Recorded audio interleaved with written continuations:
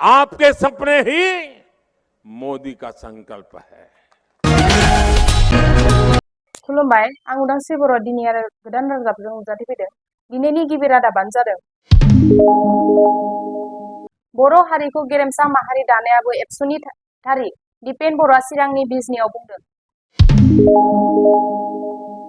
सरायखलानि 7थि Assam police हान्जानि बानजायनायाव कनभकेसन हाबाफारि खुंदों।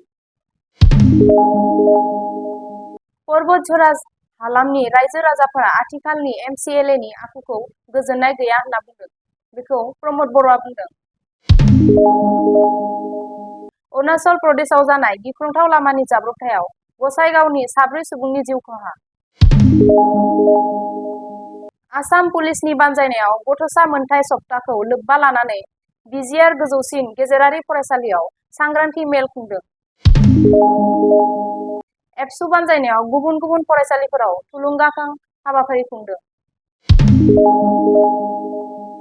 कक्राझार सरकारनि फरायसालिमायाव खुंगा 41थि ईशान मुसाहारि गोसोखां सान फालिनायाव साबसिन बान्थाखौ आवग्रिनो हादों बाक्सानि बरमा फरायसालिमाया। PM मोदीआ राजस्थानाव कंग्रेसनि सायाव गाग्लोबना बाथ्रा बुंदों। राजस्थानाव BJPआ माखासे आयदानि सायाव उन जालांबाय होनना गिबि मन्त्रि अशोक गहलतआ बुंदों। कंग्रेसनि बिसायख'थिनि सिगां खोथा होनायनि सायाव हिमन्त बिश्व शर्माया गोख्रों बाथ्रा बुंदों। मैया आहमेदाबादनि नरेन्द्र मोदी स्टेडियामाव क्रिकेट वर्ल्ड कापनि फाइनेल मेचआव अस्ट्रेलियाया 6 उइकेटआव देरहाबाय। बिटिआर गोरोबथाजों सनितपुर आरो बिश्वनाथ जिल्लानि बर'फोराबो राजखान्थियारि गादबजानायनिफ्राय उदां जासिगोन अबिद नार्जारिया बुंदों। मिरुआरि मन्त्रि हरदीप पुरीआ पेट्रलआ 11.8 रां बेसेन खम जासिगोन होनना फोरमायदों।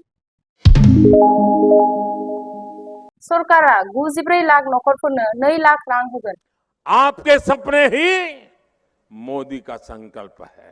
गाहाय मन्त्रि मोदीआ राजस्थाननि झुंझुनुआव मोनसे बिसायख'थिनि रेलियाव बुंदों, नोंसोरनि सिमाङानो आंनि सिमां आरो जायफोरखौ कंग्रेस सरकारा लोरबां खालामना गालांदों बिसोरजों जोंनि BJP सरकारा गसंफागोन होनना।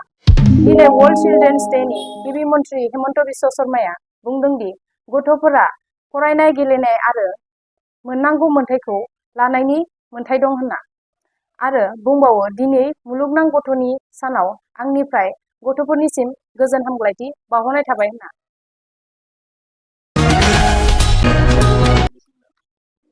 दिनैनि रादाबा एसेनोसै। गोजोन्थों।